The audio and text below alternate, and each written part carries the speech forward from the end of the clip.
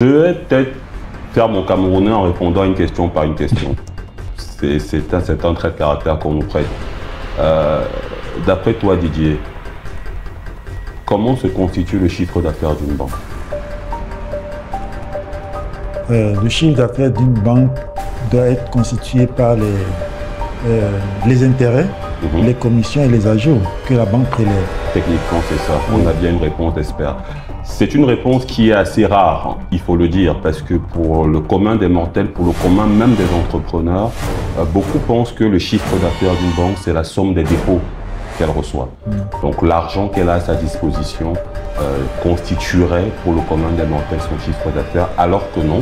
Le chiffre d'affaires, c'est bien les intérêts perçus par la banque sur les financements qu'elle octroie, les commissions perçues par la banque sur les opérations qu'elle accompagne et les ajouts sur les soldes débiteurs.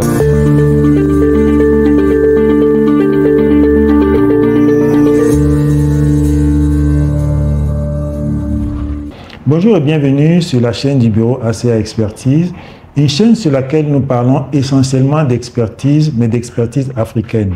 Parce que nous pensons que c'est grâce à la compétence et à l'expérience que nous pouvons bâtir un continent prospère et fort.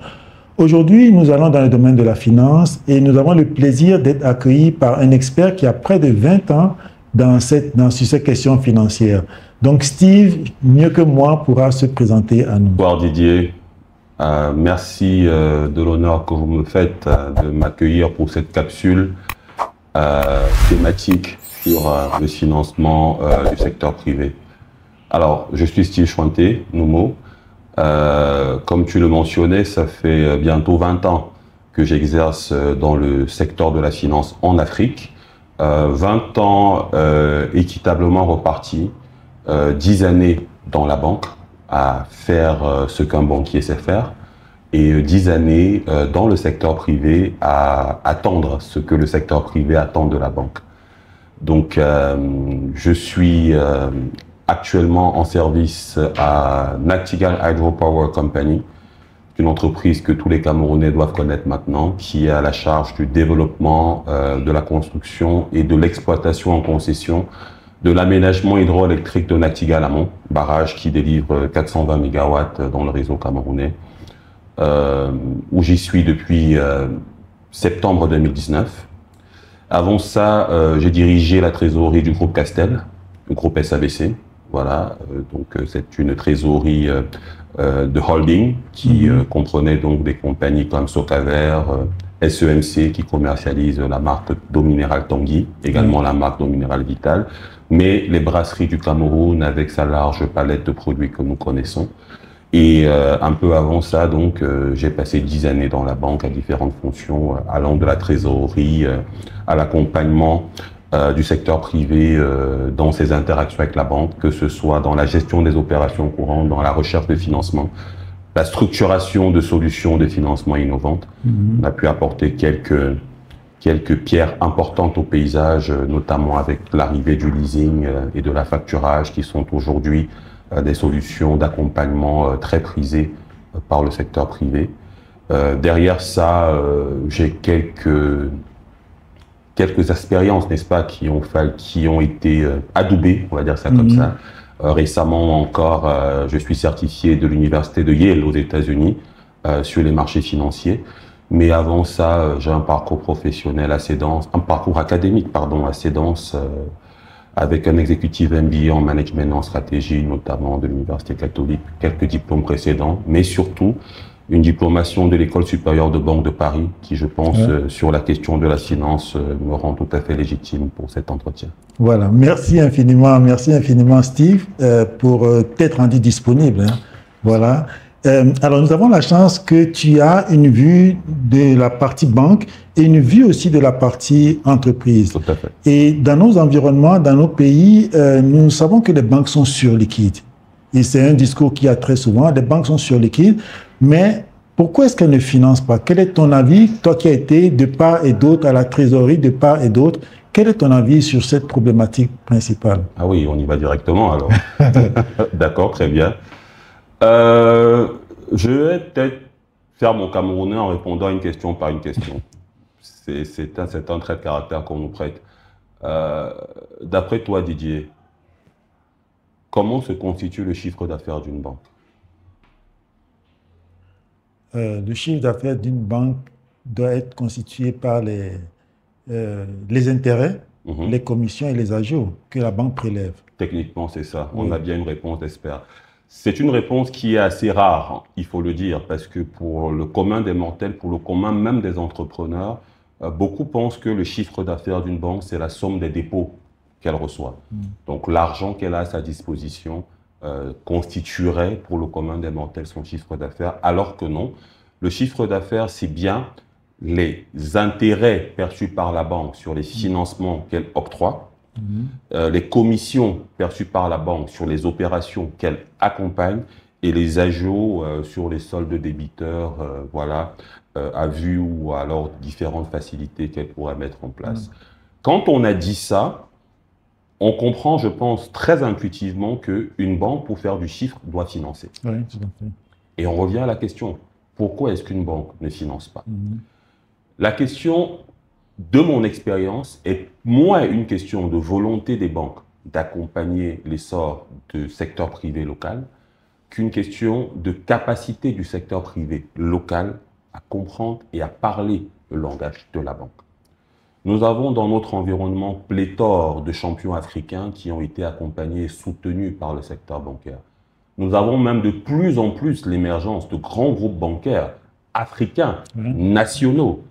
Si on prend le paysage camerounais aujourd'hui, les banques camerounaises commencent à avoir pignon sur rue. Nous pouvons citer Afriland First Bank, CCA Bank, Africa Golden Bank, la Regional Bank, qui sont toutes des banques privées à capitaux camerounais. Et la même question demeure. Et on est presque tenté de dire, c'est quelque part le secteur privé qui ne sait pas parler et comprendre le langage de la banque. Voilà la principale raison, selon moi, pour laquelle les banques n'accompagnent pas. OK. Et donc, quel est le langage de la banque? Comment faut-il faire pour parler le même langage? Quelles sont les clés pour pouvoir se faire comprendre par le banquier? Une réalité que j'ai souvent observée, Didier, est la suivante. L'entrepreneur africain a du mal à faire la différence entre le fonctionnement d'une banque d'affaires et le fonctionnement d'une banque commerciale. Je m'explique. Dans mon parcours de banquier, j'ai souvent eu affaire à des clients qui mettaient en avant la rentabilité de leur entreprise, la rentabilité de leur projet, de leur idée qu'ils souhaitaient implémenter, les perspectives économiques, et qui venaient demander des financements pour accompagner la réalisation. Je vous pose une question. Si une banque vous accompagne pour 10 millions de francs sur un projet que vous valorisez à 1 milliard de francs, qu'est-ce que la banque attend de vous? Que tu puisses rembourser les intérêts. Rembourser les 10 millions de francs, plus les intérêts et les frais associés. Quand cela est dit, est-ce que la rentabilité à 1, 2 ou 3 milliards sur les 10 millions de financement demandés intéresse vraiment le banquier? Non, pas vraiment. Pas au premier titre. Pas au premier titre. Elle reste intéressante, mais pas au premier titre. Qu'est-ce que le banquier veut regarder? Il veut s'assurer que dans la documentation qui a été transmise, sur l'analyse qu'il en fait, il a le confort rationnel que votre activité permettra de rembourser le financement dans les échéances annoncées. Tout à fait. Alors, quand vous avez une approche sur la rentabilité de votre business plutôt que sur la sécurisation du banquier, vous êtes déjà en train de louper le langage du banquier. C'est le premier point. Le tout premier point. Okay. Le deuxième point, la deuxième question qui pourrait venir, on ne va pas faire tout un atelier, Didier, je pose des questions qui vont susciter la réflexion. Mais la deuxième question qui pourrait venir, c'est comment est-ce que vous rassurez le banquier quant à votre capacité à rembourser le crédit? J'ai souvent vu des business plans où on annonçait des chiffres. Je vais donner un élément qui est juste scolaire. L'entrepreneur a tendance, en se disant que cela va rassurer le banquier, à enjoliver les chiffres de revenus, d'accord, mettre des chiffres d'affaires assez importants. Et pour pouvoir sortir à la fin de son business plan, à la fin de son compte d'exploitation, un résultat net qui soit assez élevé à minimiser les charges. Alors que la logique économique veut que ce soit la logique inverse. On doit être prudent sur les ressources et on doit être pessimiste sur les charges. Alors, quand on fait ça, il y a deux problèmes qui se posent. Le premier que je viens de relever et le deuxième qui est que souvent, ces chiffres qui sont annoncés en termes de revenus ne sont adossés sur rien.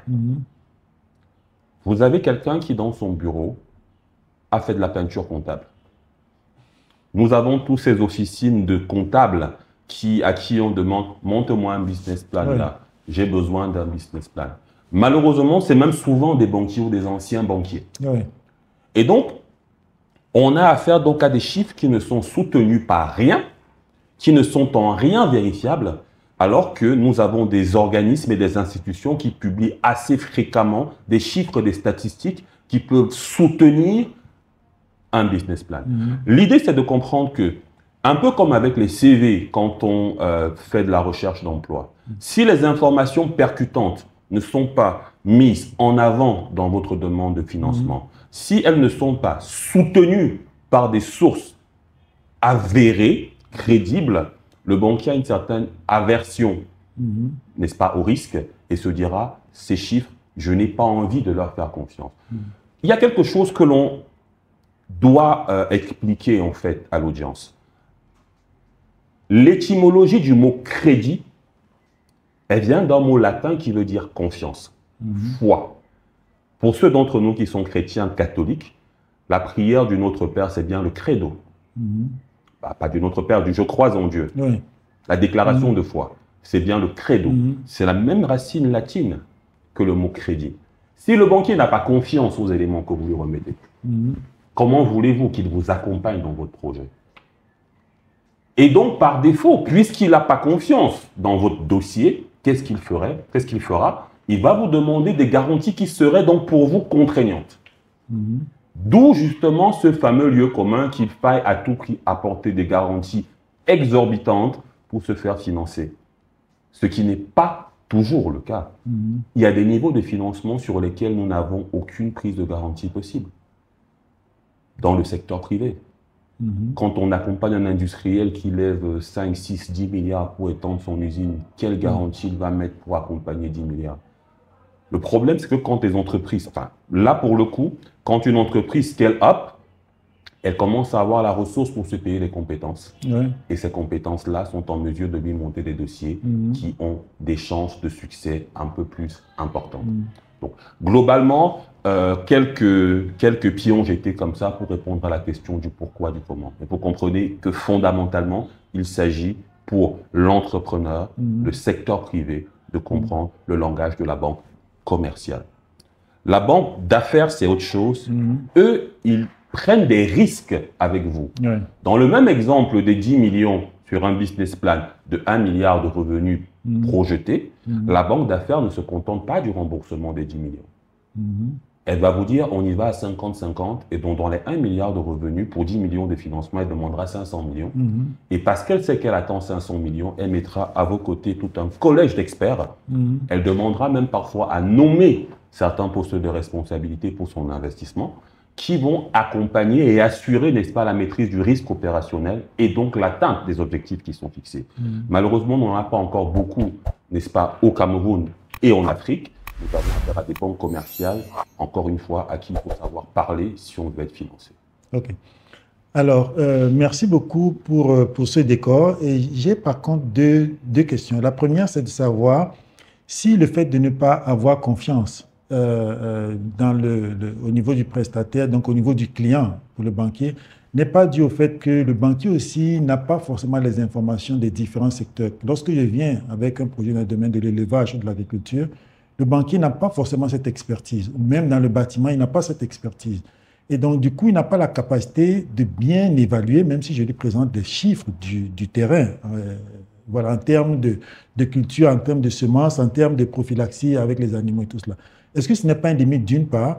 Et d'autre part, pour quelqu'un qui souhaite pouvoir se faire accompagner et qui a une idée bien à l'avance, quelles sont les précautions qu'il peut prendre pour que la banque puisse l'accompagner après 5 ans, après 6 ans ou après 7 ans? Est-ce qu'il y a une démarche ou une initiative pour que, après à la discussion avec le banquier, que ça puisse se faire de manière beaucoup plus fluide parce qu'il a pris quelques précautions à l'avance avant de voir le banquier?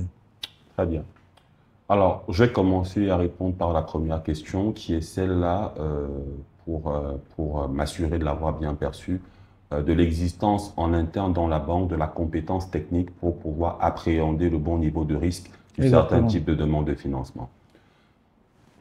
Aujourd'hui, vous avez de plus en plus des banques qui recrutent des ingénieurs. Ces ingénieurs travaillent pour la plupart à la direction des engagements, à la direction des risques, et leur métier, c'est justement de reparcourir ce type de dossier. Il faut comprendre que pour la banque, comme pour le secteur privé, c'est une question d'échelle. Une demande de financement de l'activité, de l'exploitation, ce qu'on appelle en langage technique de BFR, de 3 millions de francs, peut être à la main d'un directeur d'agence. Et ce directeur d'agence, sur quoi est-ce qu'il va s'appuyer? Sur la connaissance historique du client et du fonctionnement du compte. Mais une demande de financement de 300 millions demande un niveau de délégation de pouvoir plus important et donc un niveau d'analyse plus approfondi. Et il n'est pas rare que la banque fasse appel à des compétences externes pour l'accompagner, n'est-ce pas, dans l'évaluation de certains types de projets, dans certains types de risques. Donc, la banque, encore une fois, est incentivée à financer parce que c'est de là que vient son chiffre d'affaires. C'est ça son business. Donc, c'est la banque soutient. Vous avez des banques qui aujourd'hui développent des marchés. Chez Bandier Bank, par exemple, je ne fais pas de publicité, j'en ai cité quelques-unes tout à l'heure, vous avez tout un secteur pour le marché agricole. Chez d'autres banques, vous avez des produits comme ça, des produits spécifiques. Vous allez avoir des banques qui accompagnent spécialement le personnel de l'État, qui ont des services qui accompagnent spécialement le personnel de l'État. C'est le cas à la BICEC, c'est le cas chez Attijari Wafa au Cameroun. Et chez d'autres d'ailleurs, chez Société Générale et bien d'autres. Il n'y a pas de favoritisme qui est fait. Il n'y a pas de publicité non plus. Donc, vous comprenez que la banque est vraiment incentivée à accompagner. Et donc, quand des dossiers sont sérieux, elle se donne les moyens d'être sûre de ne pas avoir loupé une belle opportunité. Et là, nous venons sur la deuxième question. Comment est-ce qu'on fait pour présenter un dossier sérieux, monsieur Akoué? On se fait accompagner.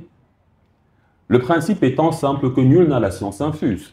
Pour cette vidéo, Didier, votre parcours que vous, modestement, n'avez pas évoqué, et moi, le mien, que j'ai légèrement mentionné, ne sommes aucunement capables de prendre cette vidéo. Il faut bien qu'on s'appuie sur un vidéaste professionnel pour pouvoir la filmer. Et c'est là, encore une fois, l'une des limites que nous rencontrons sur le secteur privé camerounais et africain, et plus encore dans les étages inférieurs, je veux dire en termes de chiffre d'affaires, en termes de volume et de courant d'affaires. On a beaucoup de mal à s'entourer. On a beaucoup de mal à se faire conseiller. Et c'est une grosse difficulté, une très grosse difficulté, qui fait que la grande majorité des dossiers qui sont présentés ne seront pas accompagnés. Et souvent, je le dis,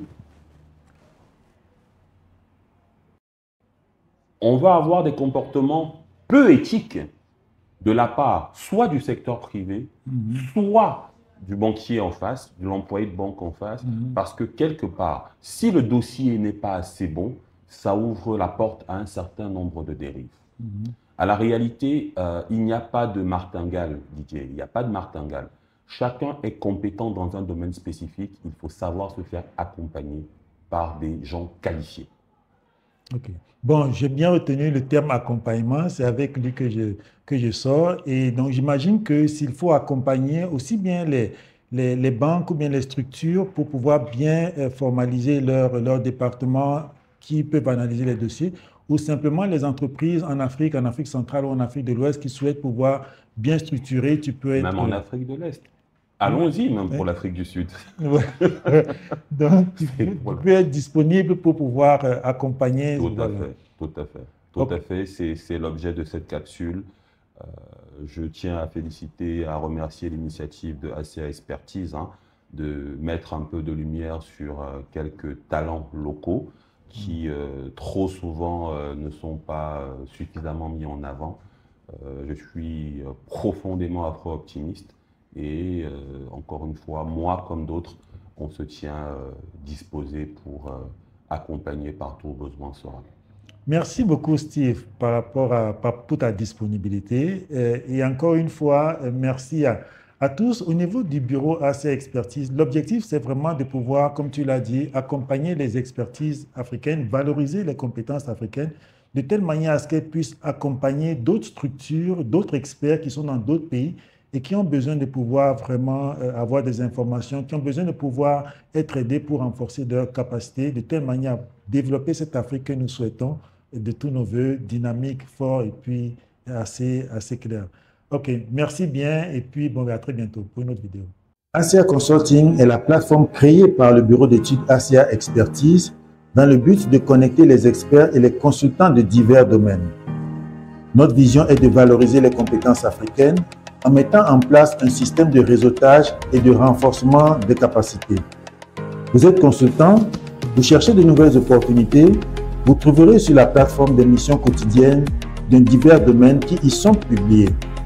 Nos webinaires thématiques vous permettent de mieux comprendre le marché, d'enrichir vos compétences et de profiter des conseils pratiques d'autres experts. Élargissez votre réseau en vous connectant à d'autres consultants, partagez votre expérience et créez de nouveaux consortia. Profitez des conseils pratiques et des ressources spécialement conçues pour optimiser votre activité de consultant. Rejoignez ASEA Consulting et faites partie de la communauté qui transforme le paysage du conseil en Afrique. Pour plus d'informations, veuillez nous contacter au numéro ci-après. ASEA Consulting, la valorisation de l'expertise africaine.